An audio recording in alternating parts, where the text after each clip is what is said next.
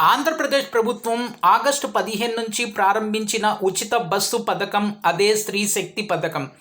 దీనికి సంబంధించి రాష్ట్ర ప్రభుత్వం కొత్త రూల్స్ని రిలీజ్ చేసింది. దానికి గల కారణాలు ఏంటంటే మహిళలు ఈ ఉచిత బస్సు పథకాన్ని ఉపయోగించుకునే విషయంలో అనేక ఇబ్బందులు ఎదుర్కొంటున్నారు. దీనికి గాను రాష్ట్ర ప్రభుత్వం ఈ రోజున కొత్త గైడ్లైన్స్ని కొత్త రూల్స్ని రిలీజ్ చేసింది. దాంట్లో ముఖ్యంగా మహిళలు ఎదుర్కొంటున్నటువంటి ప్రధాన సమస్య ఏంటంటే ఏ బస్సులు ఉచితంగా ప్రయాణించవచ్చు. దాంట్లో ముందుగా పల్లె వెలుగులో ఫ్రీగా ట్రావెల్ చేయొచ్చు, అలాగే అల్ట్రా పల్లె వెలుగు, మూడోది సిటీ ఆర్డినరీ, నాలుగోది ఎక్స్ప్రెస్, ఐదోది మెట్రో ఎక్స్ప్రెస్. కేవలం ఈ 5 రకాల బస్సుల్లోనే ఫ్రీ అనేది ఉంది. మిగిలిన బస్సుల్లో మీరు డబ్బులు ఇచ్చి టికెట్ తీసుకోవాల్సి ఉంటుంది. ఈ 5 రకాల బస్సుల్లో మీరు మీ దగ్గర ఉన్నటువంటి ఆధార్ కార్డు కానీ లేకపోతే మీ దగ్గర ఉన్నటువంటి డాక్యుమెంట్ కానీ చూపించి మీరు 0 టికెట్ అనేది తీసుకోవాల్సి ఉంటుంది. సో నెక్స్ట్ వచ్చేసి మీరు ఈ ప్రయాణించేటప్పుడు ఎలాంటి డాక్యుమెంట్స్ అనేవి తీసుకుని వెళ్ళాలి అనేది చాలామంది అడుగుతున్నటువంటి చాలా ప్రధానమైనటువంటి సమస్య. మీరు ఈ ఉచిత బస్సు ప్రయాణంలో ప్రయాణించేటప్పుడు నేను ఇప్పుడు చెప్పేటటువంటి డాక్యుమెంట్స్లో ఏదో ఒక డాక్యుమెంట్ తీసుకుని వెళ్ళాలి.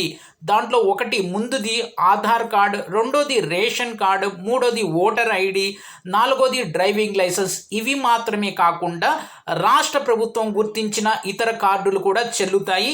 అయితే ఆ కార్డు మీద ఖచ్చితంగా మీ ఫోటో ఉండాలి. అంతేకాకుండా ఆ కార్డు అనేది లేటెస్ట్ అప్డేటెడ్ కార్డ్ అయి ఉండాలి. అంతేకాకుండా ఈ కార్డు మీద మీ అడ్రస్ కూడా ఉండాలి. ఇది అంతేకాకుండా నెక్స్ట్ ఏంటంటే మీరు జిరాక్స్ కాపీని, ఫర్ ఎగ్జాంపుల్ నా దగ్గర ఆధార్ ఉంది, ఆధార్ జిరాక్స్ని తీసుకుని వెళ్తే నాకు ఫ్రీ టికెట్ ఇస్తారా? కానే కాదు, మీరు ఒరిజినల్ ఆధార్ని మాత్రమే తీసుకుని వెళ్ళవలసి ఉంటుంది. ఏ డాక్యుమెంట్ అయినా ఒరిజినల్ డాక్యుమెంట్ని క్యారీ చేయాలి, జిరాక్స్లు అనేవి చెల్లవు. అంతేకాకుండా విద్యార్థులకు, స్కూళ్ళు కాలేజీలకు వెళ్ళేటటువంటి విద్యార్థులు మీ ఐడి కార్డ్ని చూపిస్తే సరిపోతుంది. ఈ ఐడి కార్డు కూడా ప్రస్తుత అకాడమిక్ ఇయర్కి సంబంధించింది ఉండాలి.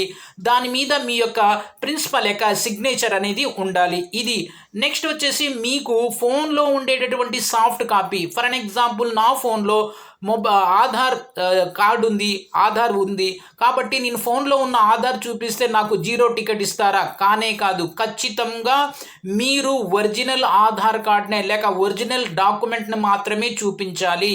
సాఫ్ట్ కాపీలు కానీ జిరాక్స్ కాపీలు కానీ చెల్లవు. ఇది రెండోది.